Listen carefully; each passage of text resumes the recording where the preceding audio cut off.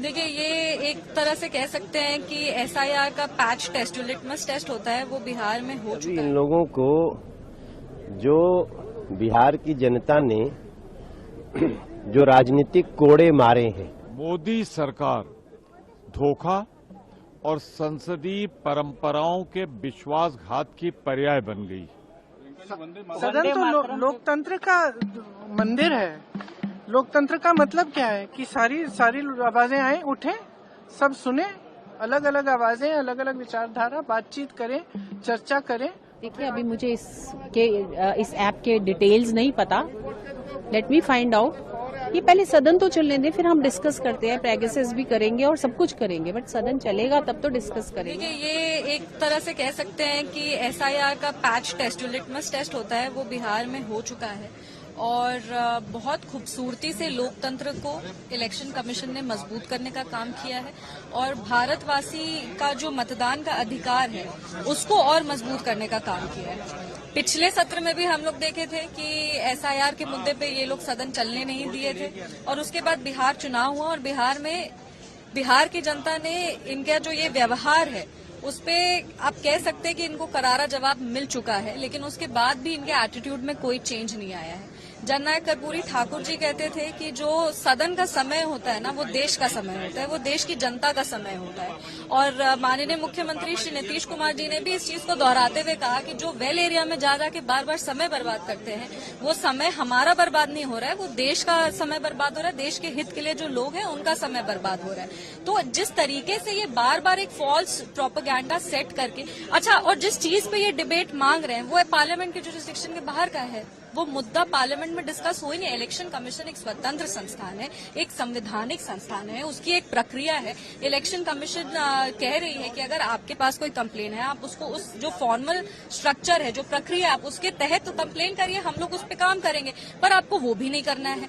आपको सिर्फ एक परसेप्शन क्रिएट करना है कि आपको एसआईआर के मुद्दे पे आप बड़े चिंतित है, पर ना तो आपको देश से कोई मतलब है, ना देश के जितने भी हमारे भारतवासी हैं उनके अधिकार से कोई मतलब है। वरना इस तरीके से जो फर्स्ट टाइम एमपीज आते हैं उन लोग को सफर करना पड़ता है। हम खुद एक फर्स्ट टाइम एमपी हैं और अभी तक हमको लगता है कि क्षेत्र की जो मुद्दे हैं उस पर कोई सक्रिय चर्चा नहीं हो पाई है, हम लोग अपनी बातों को नहीं रख पा रहे। और फर्स्ट टाइम एमपीज को हमारे यशस्वी प्रधानमंत्री श्री नरेंद्र मोदी जी हमेशा कहते हैं कि सदन में बैठो, डिबेट सुनो, पर ये सदन चलने देंगे तब ना हम लोग कुछ सुनेंगे, कुछ सीखेंगे, कुछ अपने क्षेत्र के लिए कर पाएंगे।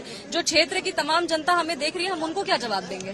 कि अभी इन लोगों को जो बिहार की जनता ने जो राजनीतिक कोड़े मारे हैं, उससे अभी इन लोगों को समझ में नहीं आ रहा है कि बोलना क्या है, मुद्दा क्या उठाना है। इनकी स्थिति बीमार की तरह हो गई है। सदन चलने नहीं दे रहे हैं, हल्ला कर रहे हैं। विषय क्या है? ये नारा लगाते हैं हमें एसआईआर पे चर्चा करो। हमारे संसदीय कार्य मंत्री बोल रहे हैं चर्चा लो, तो भी वेल में कुएं में कूदे हुए हैं। इस देश का संचार सिस्टम इस समय बेस्ट से बेस्ट चल रहा है, मगर हम इसमें और भी समृद्धि ला करके इस देश के संचार व्यवस्था को ठीक करेंगे। बाकी इन लोगों का जो रवैया है वो जरा भी देश में काम होने देने लायक वाला नहीं है और इसको देश की जनता देख रही है। मोदी सरकार धोखा और संसदीय परंपराओं के विश्वासघात की पर्याय बन गई। परसों उन्होंने कहा था कल सुबह 9 बजे तक वो बता देंगे कि कब बैठक होगी, कहां बैठक होगी, क्या इस सब्जेक्ट की रूपरेखा क्या होगी। और आज जब हम 267 में जो सबसे महत्वपूर्ण है सवाल लगा रहे हैं, तो वो चुप है, जवाब नहीं दे रहे।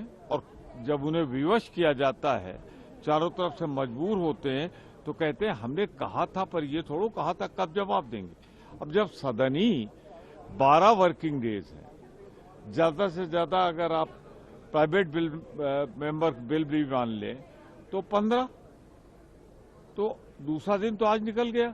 यह सरकार देख नहीं रही है, सुन नहीं रही है कि कितनी बीएलओज ने आत्महत्या कर ली, कितने लोग मर गए, और उसके बाद भी सरकार क्या वही इतिहास दोहराएगी जो किसानों का था।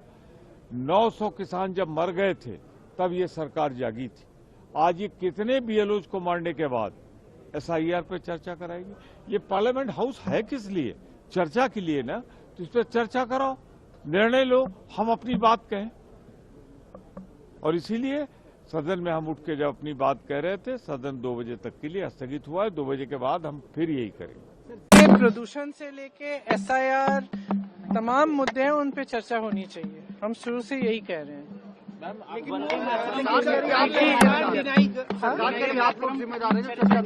देखिए ये पूरी दुनिया जानती है। हम क्यों जिम्मेदार है कि चर्चा नहीं हो रही है? हम चर्चा मांग रहे हैं। हम तो पिछले सेशन से चर्चा मांग रहे हैं। ये करने के लिए राजी नहीं है किसी भी चीज पे। ऐसे थोड़ी चलता है सदन। सदन तो लोकतंत्र का मंदिर है। लोकतंत्र का मतलब क्या है कि सारी आवाजें आए, उठे, सब सुने, अलग अलग आवाजें, अलग अलग विचारधारा, बातचीत करें, चर्चा करें और फिर आगे बढ़े। लेकिन ये लोग तो किसी बात पे चर्चा नहीं करना चाहते, तो कैसे चलेगा सदन? तो हम क्या मौन रहें? आप लिस्ट बदल रहे हो, सारी वोटर लिस्ट बदल रहे हो, तमाम लाखों लोगों को काट रहे हो लिस्टों पे से, वोट चोरी हो रही है, तमाम इश्यूज हैं। बीएलओ की सोसाइटी, अब प्रदूषण इतना खराब है दिल्ली में, प्रधानमंत्री जी कह रहे हैं मौसम अच्छा है, तो क्या हम चुप रहें? हम किसी भी बात पे न बोलें? कैसे हो सकता है ये?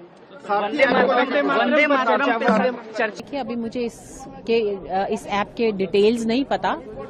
Let me find out. ये पहले सदन तो चलने दें, फिर हम डिस्कस करते हैं। प्रैक्टिसेस भी करेंगे और सब कुछ करेंगे, बट सदन चलेगा तब तो डिस्कस करेंगे ना। आप एक एसआईआर पे लेकर बैठे हैं जिसका कोई मुद्दा ही नहीं है, और वो भी जब किरण रिजिजू जी ने कहा है हम लोग इसको कंसिडर कर रहे हैं, let us talk to every party. ये केवल 12 पार्टी ही बात करते हैं, उसमें से भी 12 पार्टी भी अलग अलग हैं। वो कुछ लोग बात करने को तैयार है, लेकिन ये 2-3 पार्टीज जो है, स्पेशली बंगाल को लेकर तृणमूल जो है, बहुत मुझे लगता है इनसिक्योर है। इसी के कारण वो शोर मचा रहे हैं और तृणमूल के साथ रास्ते पे कांग्रेस चल रही है। अब कांग्रेस लीड नहीं कर रही है, अब तृणमूल लीड कर रही है, क्योंकि बंगाल का मुद्दा है।